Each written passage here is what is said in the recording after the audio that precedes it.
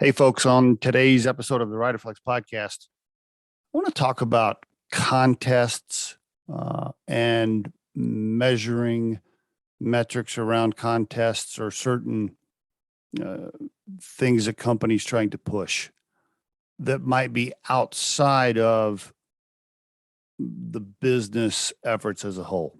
And let me explain what I mean. So, when I was in retail, we at some point during the company, you worked for a music retail company. At some point for a few years there, we really started focusing heavily on a contest.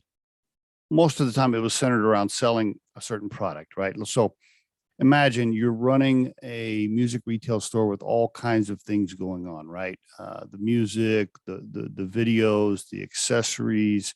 You're dealing with inventory. You're dealing with people, scheduling, customers. I mean, you're running an entire retail shop, right? And then all of a sudden, you're having a contest to sell some type of cleaner, right? Like a cleaner for an old DVD player.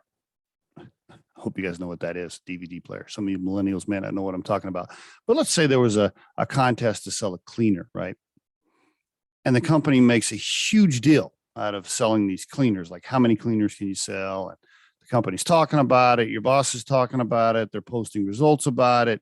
In the weekly newsletter, they're highlighting stores and district managers that are doing well. In fact, they're listing a ranking top to bottom of how everybody's doing. The person winning the contest, they're getting lots of praise and recognition, and it's just this huge thing, right? It's like this beast that just takes over the focus of the company. All of a sudden, managers and district managers are being thought of as awesome performers overall just because they won a DVD cleaning contest. I was one of those. My district did really well. We kicked ass. We were number one in the region, number one in the company several times.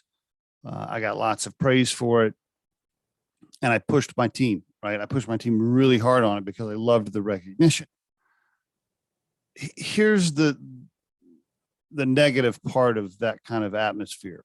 Number one, it takes your focus off running the overall business, right? You take your eye off the ball of inventory or loss prevention or hiring or whatever else you might need to be focused on, and all you concentrated on is how many cleaners you sold, right?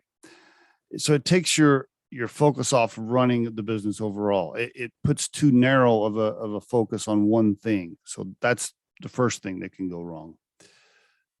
Number two, it creates a very stressful atmosphere if you push too hard.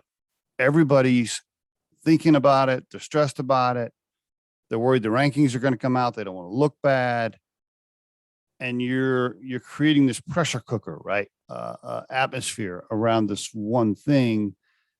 And now your employees aren't enjoying coming to work like they used to, because they know as soon as they walk in the door, you're going to beat the shit out of them about how many, CD, DVD cleaners they sold yesterday, right?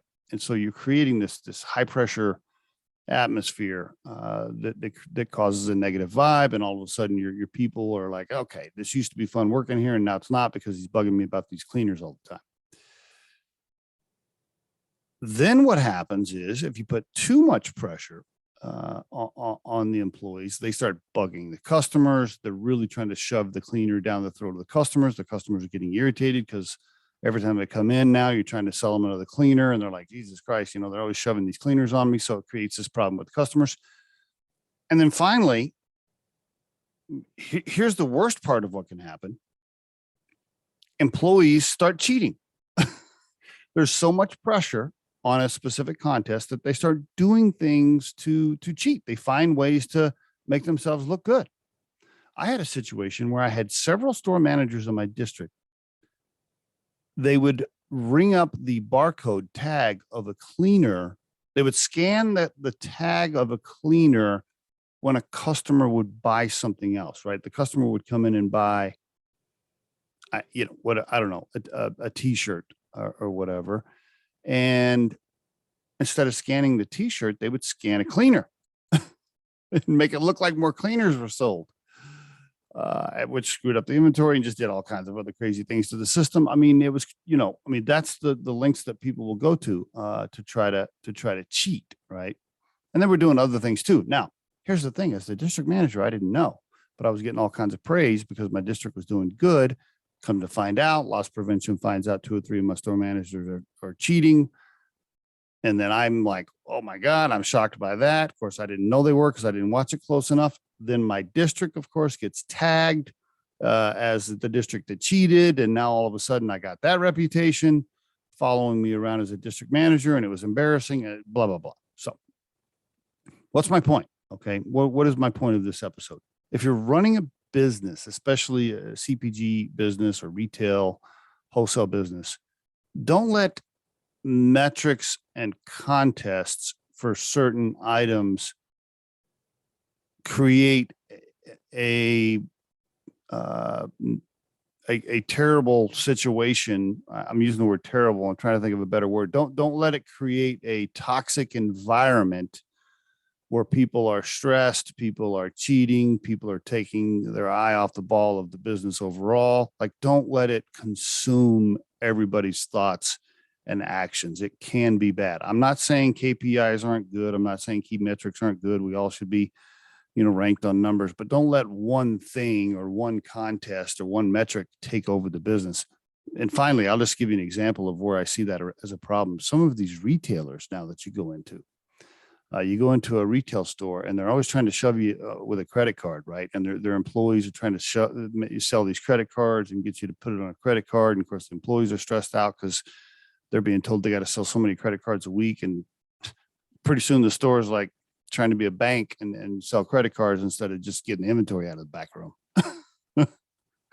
So don't let it consume the business. I think it can be damaging if you overemphasize a contest or pushing a certain item.